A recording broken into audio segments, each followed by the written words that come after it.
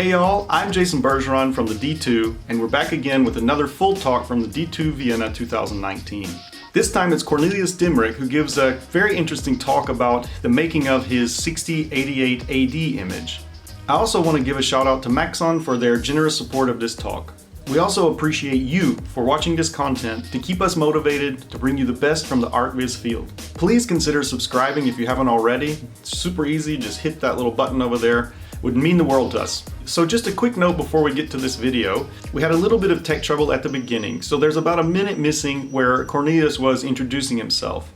This would have been the first slide that he showed, which then led to the next one, which is him as a kid. And that's actually where we're going to pick up with Cornelius's talk. So enjoy the talk, and we'll be back with more content for y'all very soon. Around 14 years old, and later I studied design and communications and specialized in highly detailed 3D still images. And a good example for my start in digital art 15 years ago are these images, which are kind of like pseudo interfaces that looked a lot like Winamp skins, but without any of the functionality. They were pretty much just there to look cool, and the creation process was much more important than having something useful in the end. So I did these for a few years and then slowly started to integrate 3D into my work, which looks kind of like that. And as you can see, it's part illustration and part 3D image. I did a lot of these back in the day, and that all slowly transitioned over many years into what I'm doing now and why I was allowed to speak to you guys, I think. These two images were the first hyper-realistic, high-detailed images I made. They're from 2009 and 2011. So they have so many things I would do differently today, and they don't hold up to any of my standards anymore, but at this time they were the biggest achievements I had before to this time. And then again, some time passed, and the projects got bigger and bigger, and that all peaked with this one here. That kitchen took me over 7 months from start to finish, which is, although it's quite old now, it's from 2013, I think, still a lot of time for a single 3D image, I think. And yeah, then there was this one. Some of you may already know it, and it's the first image I made with Octane render, and before that I exclusively used V-Ray.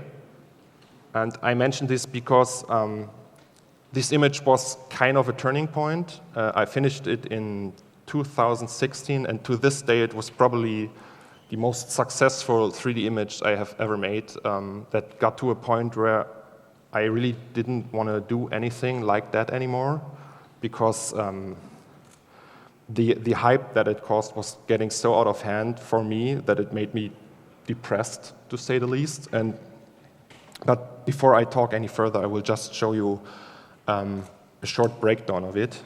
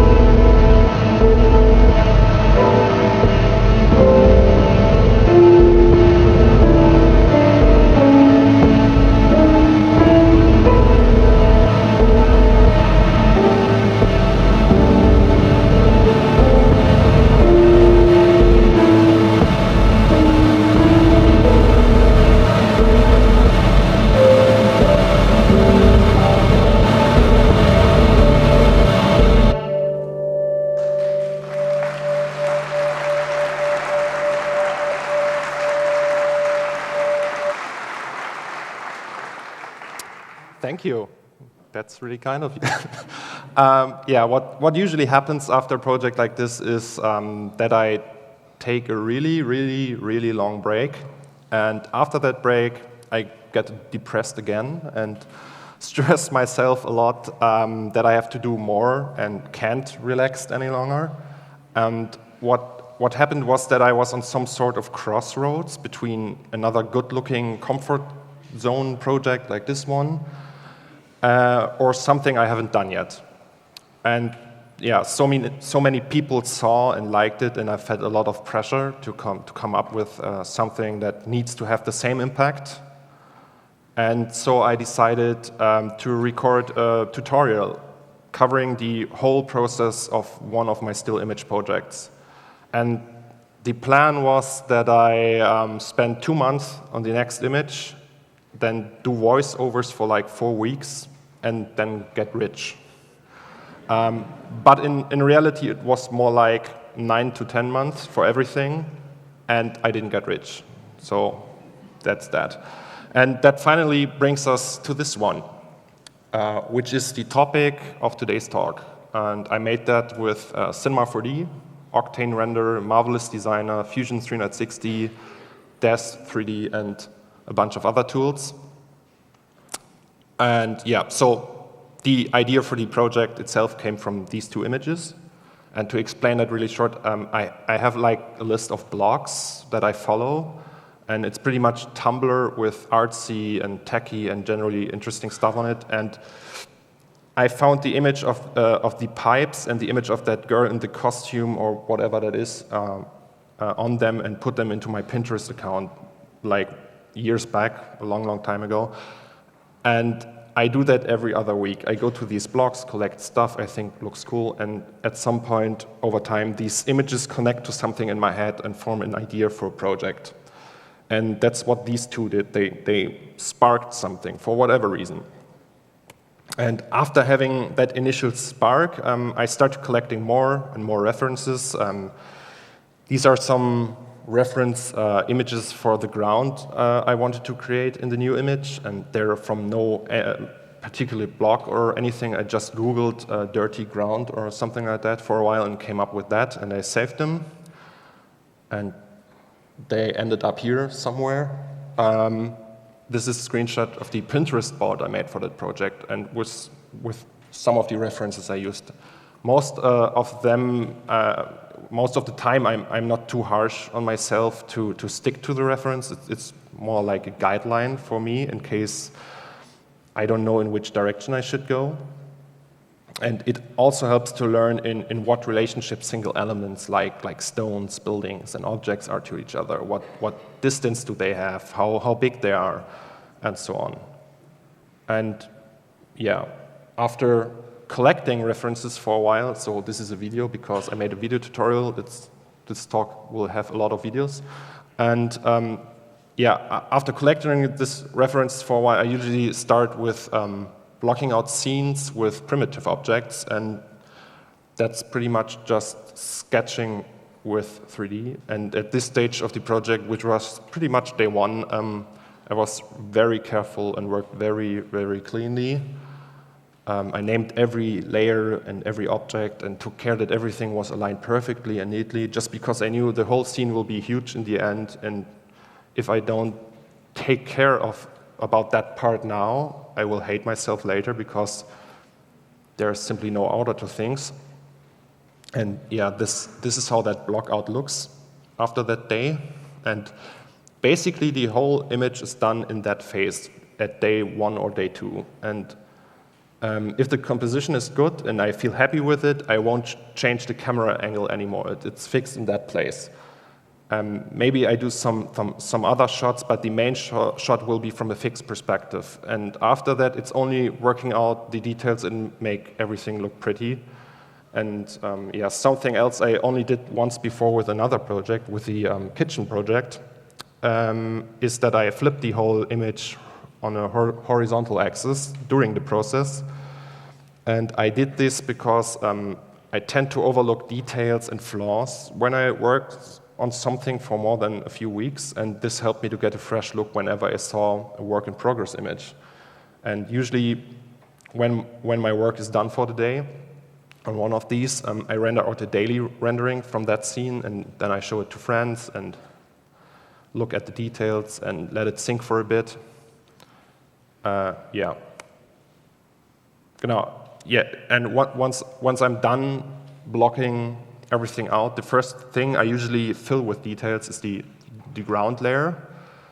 And the base for the ground texture was made in Substance Designer. It's the first time I used that tool in a project, so I refuse to give you guys any tips on that. I watched a 3-part tutorial on their official YouTube channel, and that was it. Usually I would just use textures.com, Polygon, or some other resource for this. But since I wanted to sell the 3D scene later, that wasn't an option. So I had to create all the textures by myself. And for anyone who doesn't know what Substance is, and I think everyone here knows what Substance Designer is, it's basically a node-based texturing program that works entirely procedural. It's like the Cinema 4D noise system, but with nodes and on steroids. Yeah. And I created 2 different sets of textures for the ground, one with small stones, that's the blue stuff here, and one with big stones, that's the yellow stuff. And what I did was I just created a copy of one of them and moved them down the y-axis, so just a few parts of one texture peek through the other one. And this is all done with displacement on Octane, and I mainly did that so you can see the repetition in the tiles, because the output from Substance Designer is always tileable, and you can see that on big surfaces. And the principle behind this is called texture bombing, and you usually do that with blend modes and noise, but in this case I just use displacement and 2 objects, but it's essentially the same deal. And then after that I thought I need stones that I could just scatter around on the ground, so I fractured a sphere in Cinema 4D and used a few of the pieces, removed the n-gons, and brought them over to ZBrush later. And there I used brushes like Trim Dynamic, Fracture, Clay Buildup, and all the other standard brushes to make them a bit more detailed and at the same time not too high poly. And then when everything was done, I exported back to Cinema 4D so I can scatter them around and use it wherever I want. And so the stones really don't have a huge impact, so that was the first fail at this project. You barely see them, and the overall look of the ground is still very boring and flat. There's not much going on, no structure or anything. And my idea at that point was that you will see them eventually when you look at the image in full res in 8K or something like that, and that I can use them in other parts of the image later on. And yeah, another step was building these big slabs that are on the ground. Again, I brought them over to ZBrush, detailed them with every trick of the trade I know of, and then brought them back to Cinema 4D, and then just pushed them into the ground. To avoid any repetition, I made 2 of them. And another thing that I think is worth mentioning is that I rarely do UVs or retopo of high poly assets. Baking high poly details down to normal maps almost always causes a drop in quality, and the whole process eats up much time. And I tried to avoid that in this project because it was so ambitious and huge that I thought I will run out of time or get bored eventually. And these days I use a lot of Substance Painter and always UV my models and also use normal maps, but avoiding that was just a huge time saver, as I said, for that project. And the downside of that workflow is that you get really heavy scenes in terms of poly count, and you basically have to decimate a lot of the objects in ZBrush or other poly reduction tools to save VRAM, because it's all rendered on the GPU with Octane. Yeah, as this part was done, I tried making these curbstones.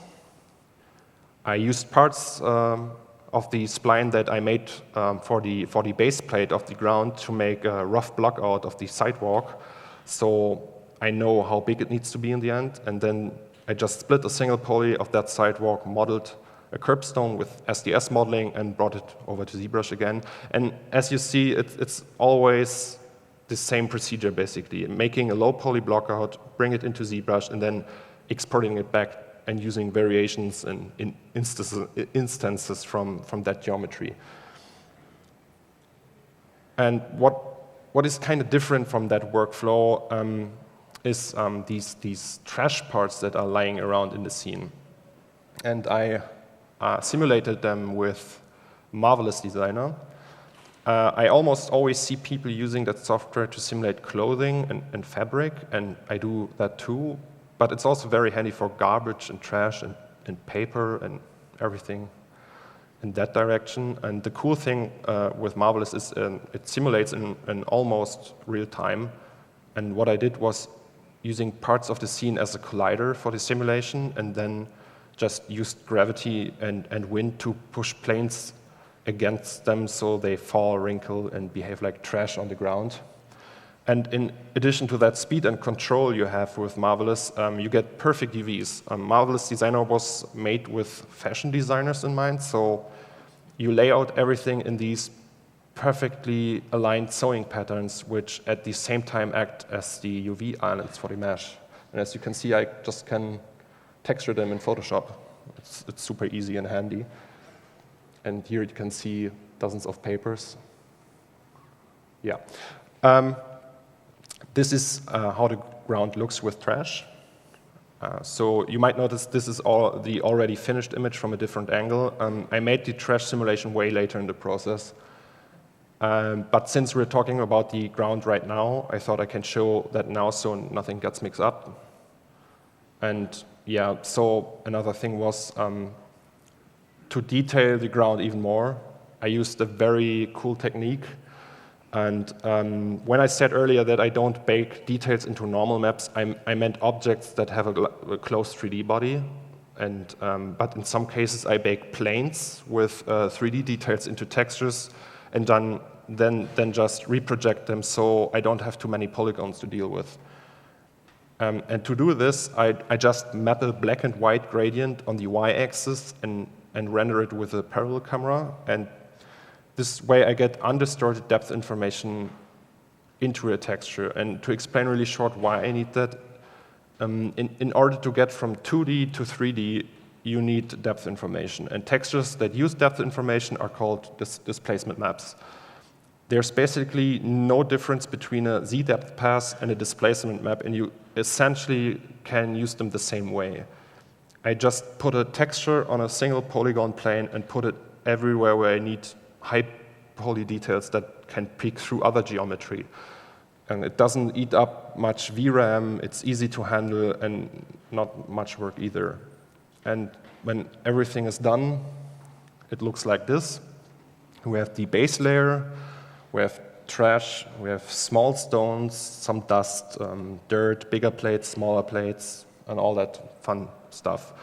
It doesn't necessarily look like any of the reference shots, but as I said, these are more like guidelines and inspiration. And yeah, going back to our reference board, we have these three images as source for our buildings. I think these are images of Greek villages, correct me if I'm wrong. And in the last 5 years, I stumbled across several of them in different blogs. And whenever I saw some, I usually saved them. Also, that shot with the surveillance camera, this is actually had a much bigger impact look-wise as I recreated the color and the building for the background of the image. And when you compare them, it's pretty obvious that this one had a bigger impact, and this shot was also one of the oldest pieces of inspiration for the whole image. It didn't do the initial spark, but it was important. And yeah, the textures for these walls were made with Substance Designer as well. When I talked about texture bombing earlier and that I used the same principle with 2 different displacement maps on the ground, that's what I meant. There's texture A, and when you apply cubic mapping to it, the repetition is very noticeable on huge surfaces. And Then we have texture B, which has the same problem, but if we just combine them with a basic 3D noise, the tiling will go away. And the cool thing is 3D noise won't tile at all, as it's randomized over the whole surface. And yeah, another thing that was very important for the structure of these buildings, besides the texture, and I think that was also the most fun part of the project, I think, is it's the pipes you can see here. It also was really easy because it's just splines and some spline profiles. And for some of the pipes I had, for the riffled pipes, I think, I used a spline wrap deformer. But that's nothing that's very complex on a technical level. It's just the amount of pipes that make it difficult. And if you do that for 2 hours, you become really, really fast. And even after that, I spent at least a week or more on that, just do the pipes for the whole image. Yeah, what I did was I just zoned off and watched some Netflix on my second screen and grinded away on it. And yeah, this is a delayering from one of those many pipe laying days. What is interesting with this image is that it developed its clean and finished look way later into the process than anything else I made before. Usually my images can look quite finished at maybe 60% of the process, and this one was still very much work in progress when I was close to 75 or 80%, which made the whole thing even scarier because I didn't know if it would all work out in the end, even after working on it for over 7 weeks now, I think, or 5 weeks, I don't know. Yeah, for the stuff that is attached to the pipes, I used Fusion 360. And in my older pieces, I modeled everything with subdivision surface modeling. But with Fusion, it's just so much faster, so much faster. And I'm pretty sure most people here know Fusion 360, but to those who don't, Fusion is a CAD modeling software. And the downside to this is the really shitty mesh you get. The upside is that you can make pretty complex models in a matter of hours. And a set of pipe clamps like this here would have taken me days before, but with Fusion it was done in maybe 3 to 4 hours for everything. And since these pipe clamps all have fixed sizes, and I wanted to clone them without the need to rescale them with every pipe or cable, the profiles of the pipes had to be the same size. This means I had 4 categories of pipes, a big riffled one, a bigger flat one, a not so fat one, and a small one. And I just used the main spline from the pipes to clone the clamps on them with a fixed step distance of maybe ½ a meter or even less. And in the end, I just randomized the rotation on one axis a bit so they don't all show in the same direction. So it's pretty easy. Yeah, so the air conditioning units were also made in Fusion, just like any other hard surface element in the scene. And the idea was, since it's very hot in the world I'm showing here in the world of the image, that the people have a strong connection to their AC units. And just imagine it's really hot 365 days of the year, and your life kind of depends on AC running 24/7. I think we all can relate to that in some way.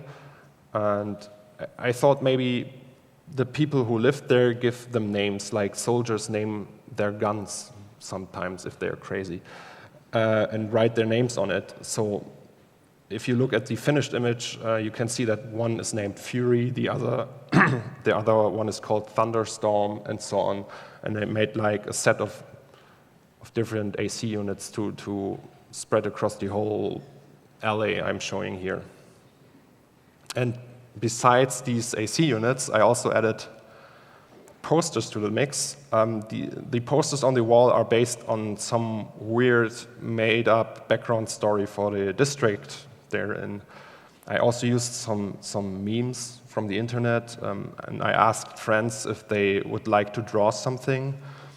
And in one of the cases, I think that's later here in that video, asked my buddy Ash Thorpe, who is sitting there, I think, hi, to give me some of his Lost Boy drawings. And I made some fake advertisements posters for it. And that was at the time where Lost Boy wasn't released yet, and it had some strange real-life connection to it, which was really cool, I think. It was a little bit nerdy. And when you look at the whole piece, you notice that it has 2 parts, blue and red, for each side of the streets. And I made 10 different posters for each of them. And I did this because, in my opinion, repetition is the main cause that breaks the immersion in a virtual environment. It's a thing that the real world really lacks. Nothing is 100% the same. Even if you have like 20 posters and they all have the same motive, but each one is a little bit different. And there's really not much you can do about that besides hiding it with clever tricks or making many versions of one and the same thing. And on top of the posters and the pipes, I made some graffitis. The graffitis took some more time because there was like technical difficulties. I first thought of creating a UV map, but then I had the idea that it would be cool if the graffiti stuff also covers the posters and some of the hard surface elements. And doing that with a UV map would be such a pain in the ass because you had to include every object in one single UV map. So what I did to go around this in the end was I used projections. And that means that I placed the camera in front of the wall and used it as kind of a projector for the textures. You can imagine it like a projector in your home theater, but the only thing projected from the camera field of view is a huge alpha map mixed in every object that it hits. And when in motion, it kind of looks like that. And this is not an animated texture. It's a camera that moves around, and everything that the camera sees is filled with that texture. So once I calibrated the camera, I just rendered a preview of the spot I wanted to do the graffiti to be at, and then saved it out and textured it in Photoshop. Yeah, and then I had just to save an alpha and put it in all the mixed materials that were relevant. And that's pretty much all it took. No UVs, no unwrapping, or placing decals, single graffiti elements by hand. It's just a camera that projects everything onto everything. And after some days of writing and painting, and it looked like that. And there's really no limit. You can spend a whole year on this. You could add more pipes, more graffiti, more objects. It all depends on how much you can motivate yourself. And to be honest, I hated the project at this point. It was really nerve-wracking to spend week after week on it, and if I knew it wasn't even halfway through with it, I would probably have quit at that point. So, no, here's a fly. Okay. So let's talk about that final part, the characters. There are 3 of them. And after I did that parking lot image that I showed you in the beginning, which was the first image I ever put a human character in, I decided that I could just do 3 of them, because why not, right? And instead of that astronaut, I originally planned to put an elderly lady in there with shopping bags full of groceries, and the idea was that she gets mugged by these 2 blue, shady individuals. But it would have been such a pain to build that, and there were so many things unclear that I decided to reuse the astronaut from the parking lot image and essentially eliminating almost 1/3 of the character workload. Doing the astronaut wasn't that hard. Marvelous Designer comes with a few pre-rigged human models, and in the parking lot image I spent maybe 3 or 4 days with building the suit, but since I only had to repose it for this piece, it was maybe half a day or even less. And the thing with Marvelous Designer is that it tends to have its own weird workflow quirks you usually don't think about. For example, Marvelous doesn't have a real rigid body system. So, or it didn't at the time. So when you have parts at which you would attach cables, a helmet or gloves or any hard surface thing that dangles around on the fabric, you need to fake that using fabric that is excluded for the simulation and then reattach these non-fabric elements later in Cinema 4D. That's what I'm doing here, I think. Yes, that can be a bit weird to work with, but I didn't find any smart way to deal with that at that point, so I had to do it. And yeah, while working in Marvelous, you usually have a really low resolution for the simulation to make everything faster. You can see how that looks on the left side. It's really low res and bulky. And when everything is done, you up that resolution to like a crazy value, let it simulate for another second and hope your PC doesn't crash. And then everything gets smoothed out and then you export it so you can work further on it in your main 3D software. And shading it is also entirely done through Cinema 4D and Octane. The suit in 52 Hertz, the parking lot image, was a bit too clean, so I decided to add some dust and sand to it, so it feels like he didn't just land there and that he had to walk around a little bit and stuff like that. And except a few textures, the whole thing is procedural and works entirely with fall-offs, ambient occlusion, and mixing and blending of different effects. For fingerprints and sketches on his visor, for example, I used 4 different 8K maps that I made a few years ago, and you can download them on my website for free if you like. Yeah. So that's the finished astronaut. I think it looks really cool and fits the overall theme of the image that is to some extent based on the contrast between 2 colors. And on a technical level, he was by far the easiest part of the characters. The shading was pretty much done in a matter of 1 or 2 hours, and yeah, that left much more time to focus on what came next, which was this thing here. The person is called Sol. She is a gang member and has a robotic slave called Robot the Robot. And I didn't really build her from scratch because that it would have been way too tricky. And one reason for that is the fact that you can see her face quite a bit. And once you have a non-stylized face, you pretty much go through the uncanny valley. And another thing was her pose.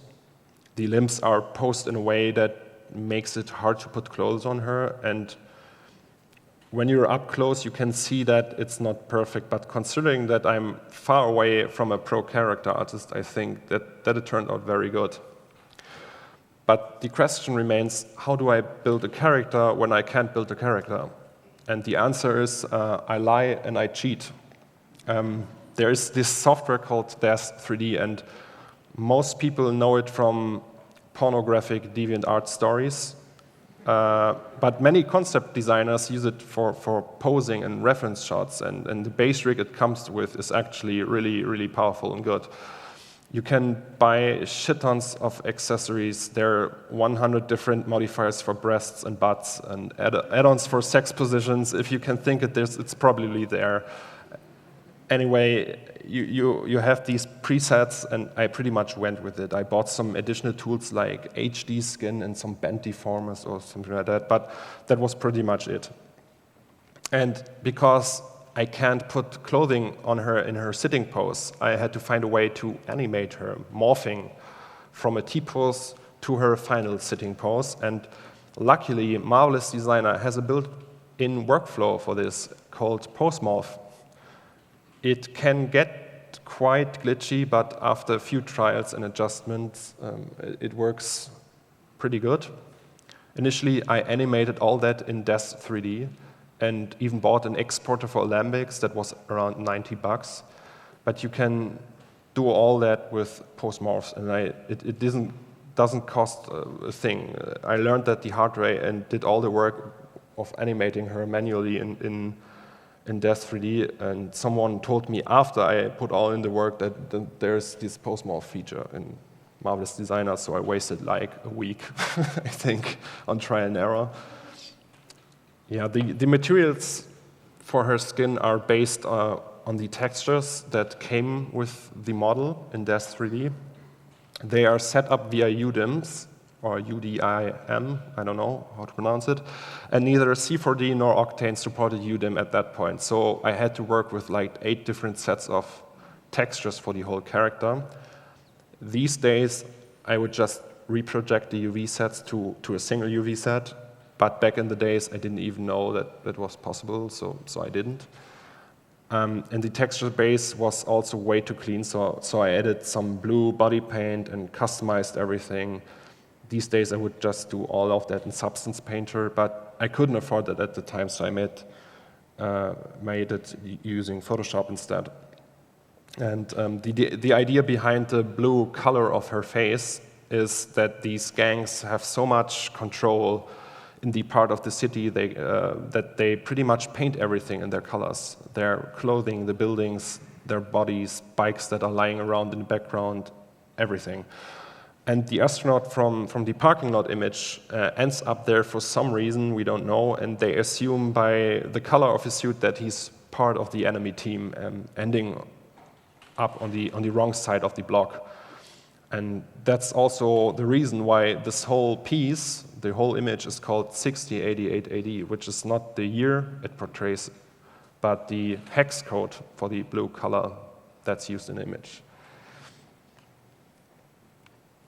And at good last, this guy here, as I said, his name is Robot the Robot, and he has an AK-47.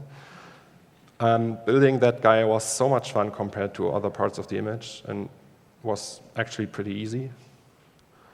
Besides from not being a character modeler, I'm also not a rigging TD, but I had to post this guy eventually. So what I did was building a rough block out for his posture and the positions of the joints in a way that I know that they would work later and that I can move them. And I could have done that in Fusion 360 directly, but for what I know, I'm a better C4D artist than a Fusion artist, so I made that part in Cinema 4D. And I then just exported that block out to Fusion 360 and tried building around it the best I could. And since Fusion is very, very fast, and I don't have to take care about lots of technical things like edge flow, poles, triangles, and that stuff, I could just go nuts design-wise. And usually when I build something with SDS modeling, there's always a factor of, okay, this is going to take so and so long, therefore I won't do it. And this is much easier with Fusion. It actually is so easy that designing and coming up with things that need to work is much harder than building them, which usually is the main issue with other modeling techniques, at least for me.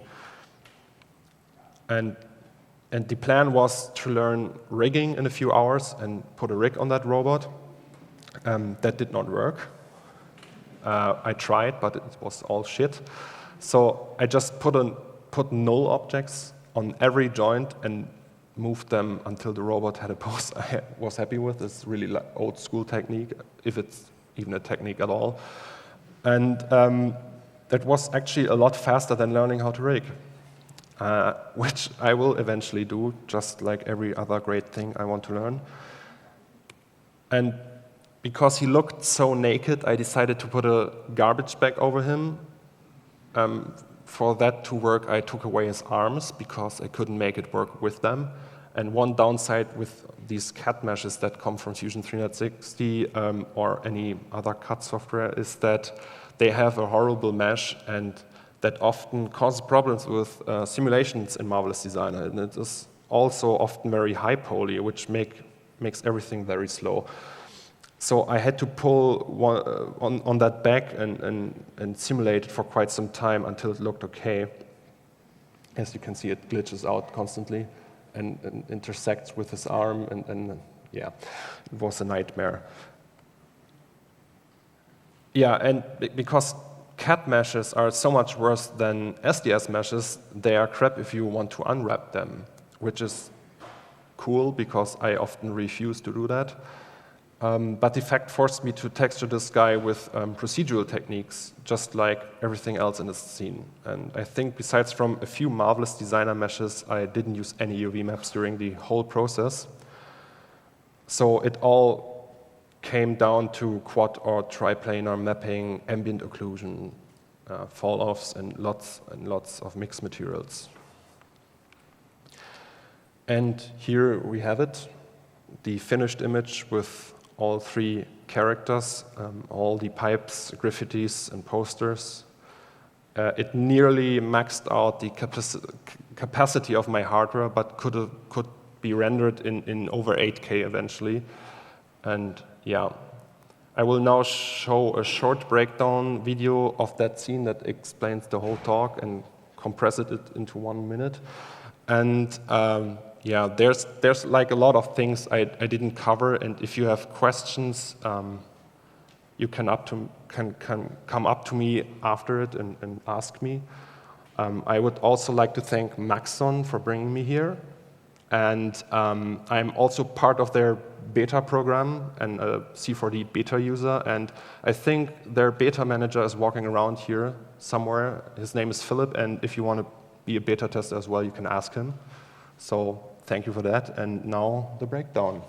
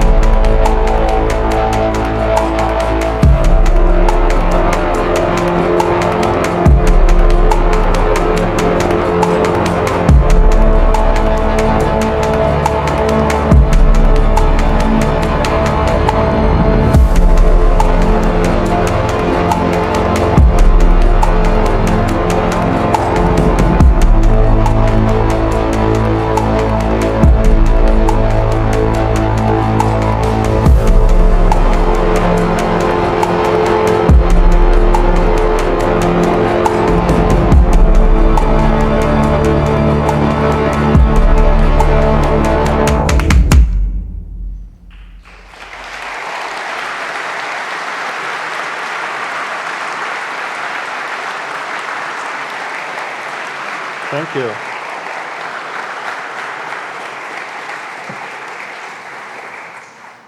Can you, okay, there we go. If we have like just a couple minutes before lunch, so if anybody has a question for Cornelius. Come on, there's like 500 people here. No yeah, hold on.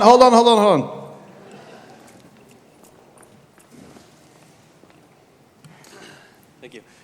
So I saw you had a lot of 8K textures and, of course, procedurals and stuff, but I was wondering what memory capacity you had on that card and how you fit it all on there. Excuse me, sorry, again? What kind of card did you have? You said it's Octane is GPU rendering, and I'm just wondering how you fit all that on that card.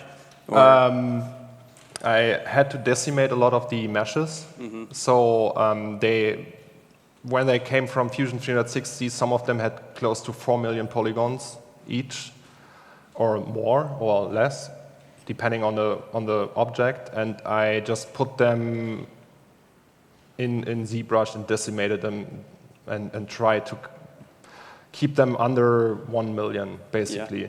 Also, initially I wanted to use 8K textures for everything, and then quickly found out that this was way too much for like a Titan X to render with. And I don't have any Quadro cards at home or anything like that. It's way too expensive. So I had to rescale a lot of the textures. And also used like tricks, like if you have a black and white glossy map, for example, you can essentially tell Octane to only use one channel, so it doesn't use R, G, and B, and only R to display all the glossy information. Because if you use R, G, and B, it's a black and white map, all the information it's like 3 times the size for each channel, and if you only use one, it's the same thing. And like things like that, and things in the background don't use subdivision surface or subdivision surface modifiers for things that are far away and stuff like that, yeah. Thank you. Anybody else? Okay, great.